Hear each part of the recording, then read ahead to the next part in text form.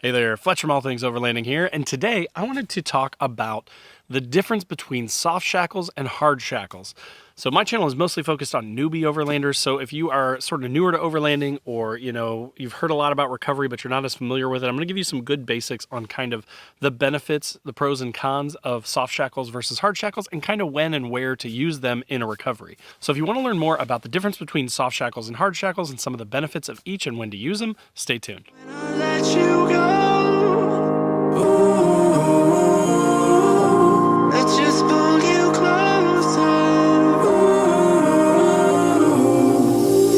I can't understand where it came from, but you got it, my got it. It began in the land of the sandstorm. I fought it, though I wanted everything to do with what you gave to me.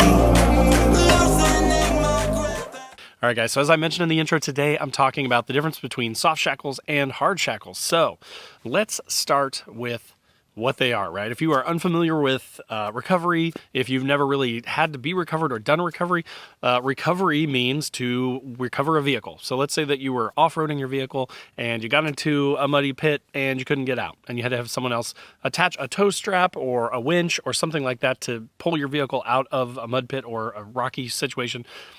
Any sort of situation where your vehicle becomes stuck and you need to recover it, you're going to need recovery gear. Now, there's a huge variety of recovery gear, and again, today I'm going to focus on soft shackles and hard shackles, but those soft shackles and hard shackles are basically things that will allow you to attach other recovery items to your vehicle. So you will need things like a recovery strap or a kinetic rope.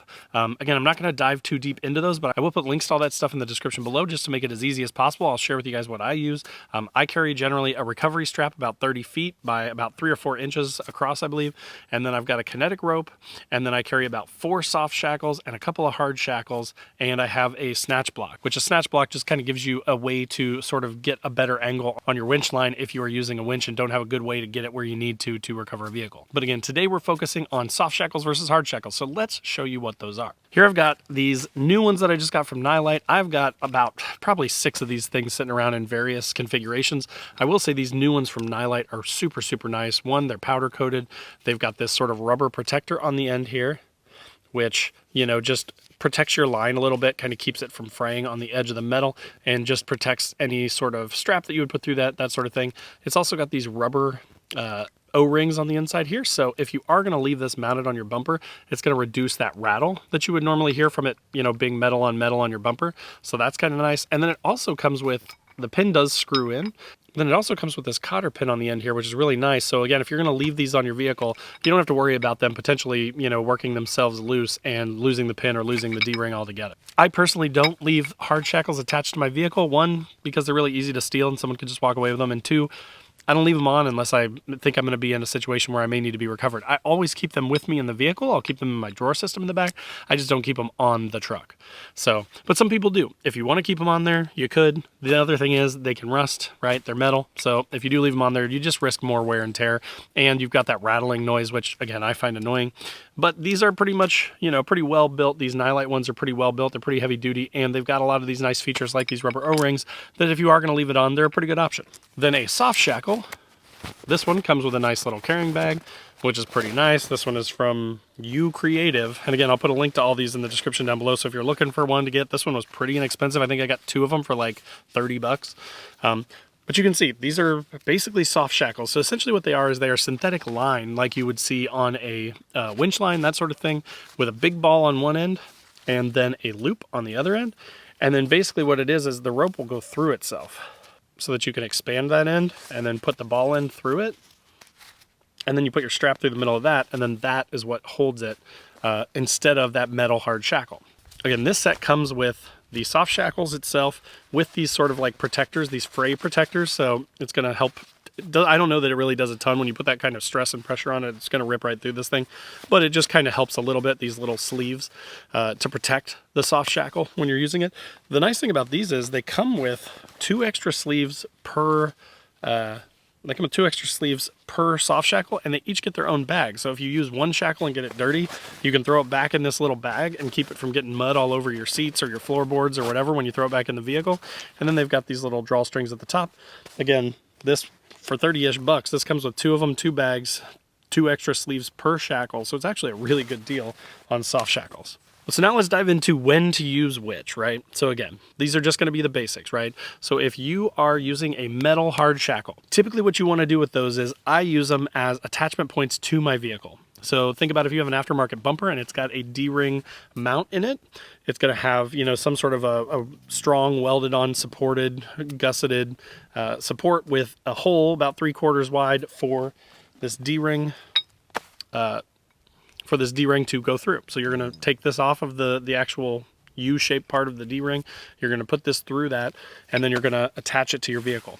The metal ones make a ton of sense attaching to a vehicle because, again, the soft shackles could fray. So for example, if you were to use this soft shackle and put it through a D-ring holder, one, it's going to be a little bit tricky to get through there because it's a soft shackle. You kind of got to feed, you know, this end through there, and then on those sharp metal edges, there's a good chance that this could fail and it could shred on that metal. Whereas with these, they're metal, right? Like it's a beefy metal D-ring. It's not going to fray and get shredded by your bumper. So again, if you're attaching to the vehicle, then a metal D-ring makes a ton of sense because it's going to give you the ability to not have to worry as much about failure, not have to worry about fraying, not have to worry about any of that stuff, and it's going to give you a good solid mounting point.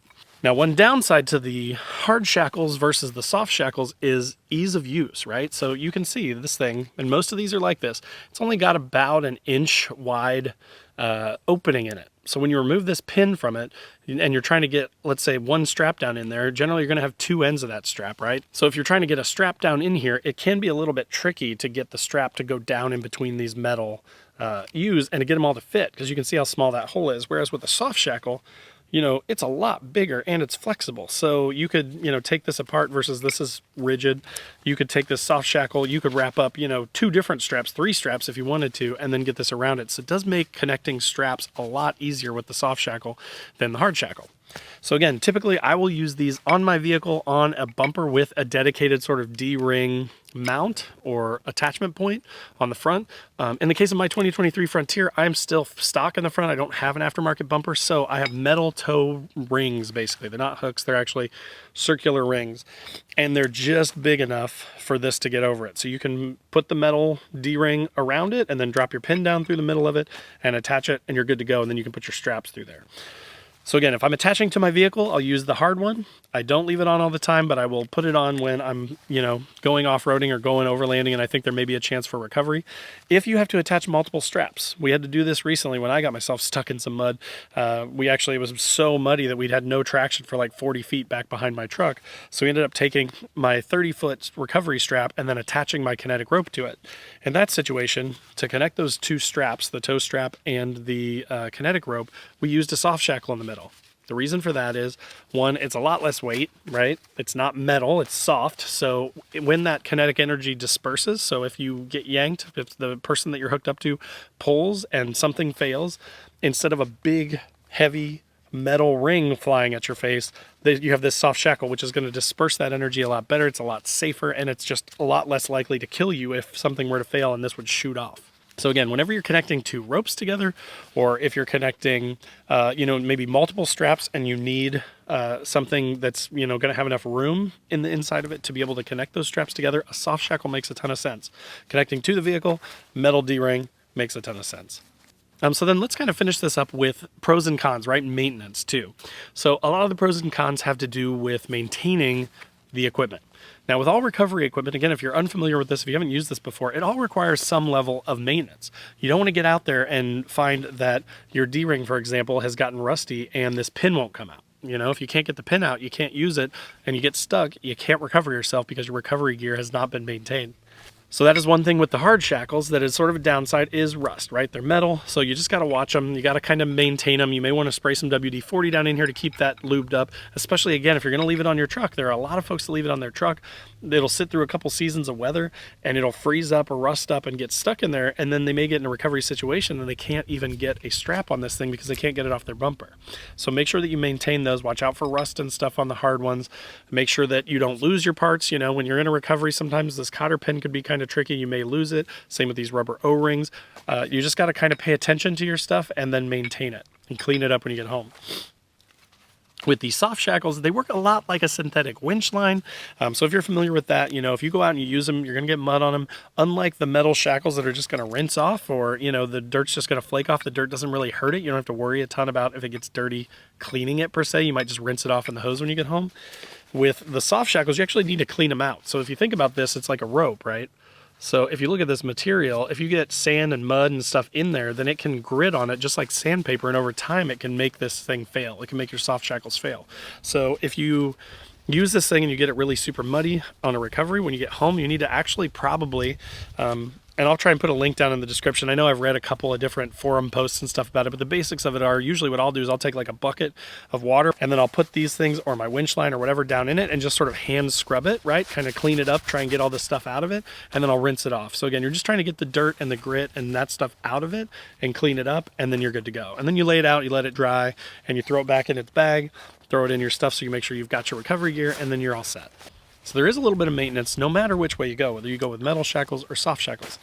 Again, though, to kind of tell you my setup as a way to wrap this episode up, I would recommend probably having a couple of hard shackles with you. And again, there will be links to all these in the description.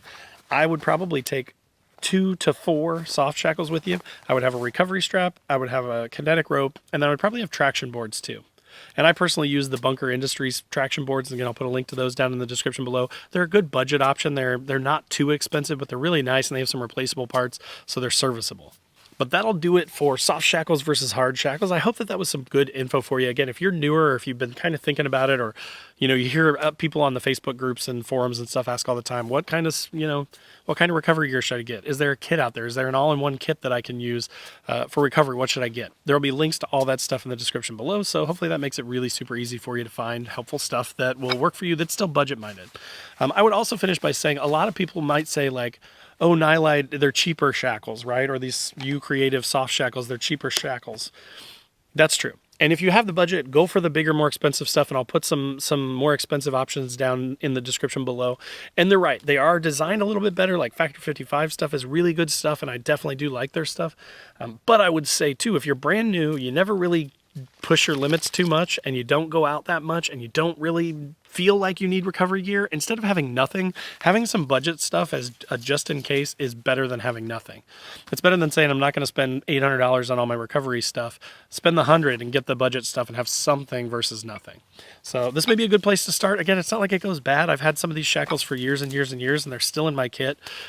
If you want to then eventually, if you find out that you're more into four-wheeling and off-roading and you want to do more wheeling stuff, then, you could upgrade to better quality gear later on. But at least start with something to start. So again, I hope that was helpful for you. If it was, click that like button. If you're on YouTube, if you're on the podcast, leave a 5-star review. It's huge. It helps a ton. As I mentioned in the description down below will be links to all the products that I mentioned, plus some other recommendations for like the bigger name brand stuff for recovery. There are also links to all my social channels, so wherever you want to hang out, I'd love to have you. There's a link to my website where I've got funny overlanding, camping stickers and patches. So if you're into that kind of stuff, click through that link and check those out. Free shipping on everything, and they're pretty reasonably priced. So again, if you're just looking for some nice quality PVC Velcro backed patches and really high quality stickers, those are really cool. Check those out. And then last but not least, there is a link to my Patreon page where we've got a 24/7 Discord and we chat all the time. That's a ton of fun. And also the Newbie Overlanders Facebook group. So again, if you just found this video, if you've never heard of me before and you are newer to overlanding and you're looking for a place to ask questions and learn, check out the Newbie Overlanders Facebook group. It's a great place to learn. But again, thanks for watching. Thanks for listening, and we'll see you next time. Thank